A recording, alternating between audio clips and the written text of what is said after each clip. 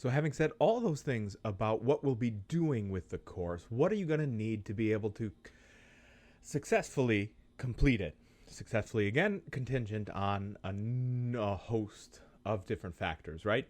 But minimally, this is what we're going to need to be able to complete the course. You are going to need a Mac, a PC, and technically speaking, you cannot do this with a Chromebook, with an iPad, with an Android tablet, if those things still exist, or a Linux machine. Typically, I don't love forcing you onto platform agnostic, or that's not true, that's the other way around. Platform specific things. I like the platform agnostic ones where you can go do it from any place. And while that's true of much of what we are doing, Dreamweaver is the big choking point there. Now, I want to mention it here. I know I mentioned it last week. I know I mentioned it in a video previous. Is do not sign up for your 1 week trial of Adobe until you need to. For those of you who have potentially taken something like WEB102, where you would have needed an Adobe account, at least temporarily, the easy way to get around that is just do it with another email address. But do not do that now. Please, please, please, please, please pay attention to that.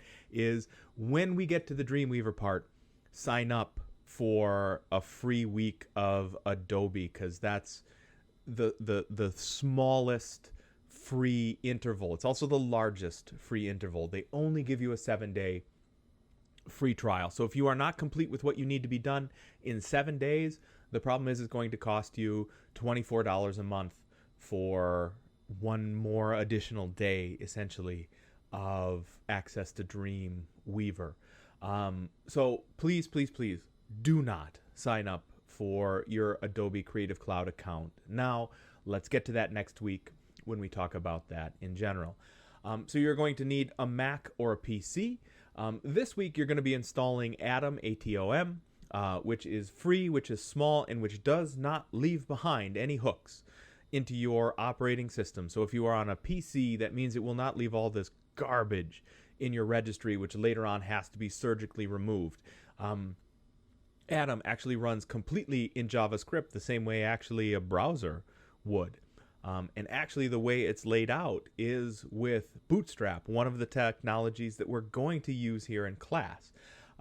So I like the way that those things hook together here. But for this week, we are going to use it simply as a text editor, the same way we would have used it in WEB101 with brackets. And actually one of the future videos this week, you'll hear about some of the differences between the two of those.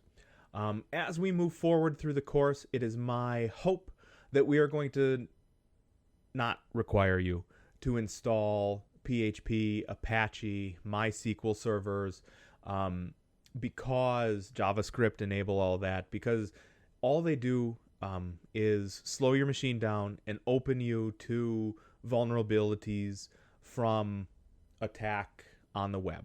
So I don't want to do that.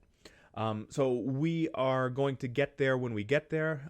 Those will be sessions 4, 5, 6, 7, and 8. My mistake. 6, 7, and 8 is when we'll get to those, and we are going to use Replit and WordPress to get around all of that. So the only things you're really going to need are a LinkedIn Learning account, hopefully for 1 month after your 1 month free trial. You're going to need a Mac or a PC. Actually, the LinkedIn Learning part you can do from any place. It's the other stuff you'll be working on you cannot. The actual hands-on work. The only piece of software, or the only two pieces rather of software that you're going to install are Atom and Dreamweaver. Atom removes completely cleanly, and I'm sorry about Dreamweaver, but actually it removes pretty clean when you're done. It doesn't leave a bunch of shit on your system that's going to slow it down. MySQL, on the other hand, will ensure that if you have a system that is like 1 foot in the grave and 1 foot on a banana peel, in it goes. So you don't have to worry about those things.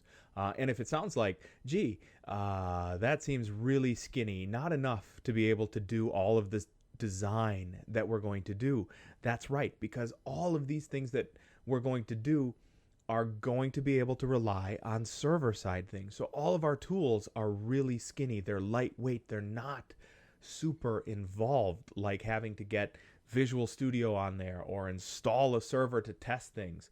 No, we should be able to do those out on the web just like you would be, in any industry. So at least that part I feel is positive.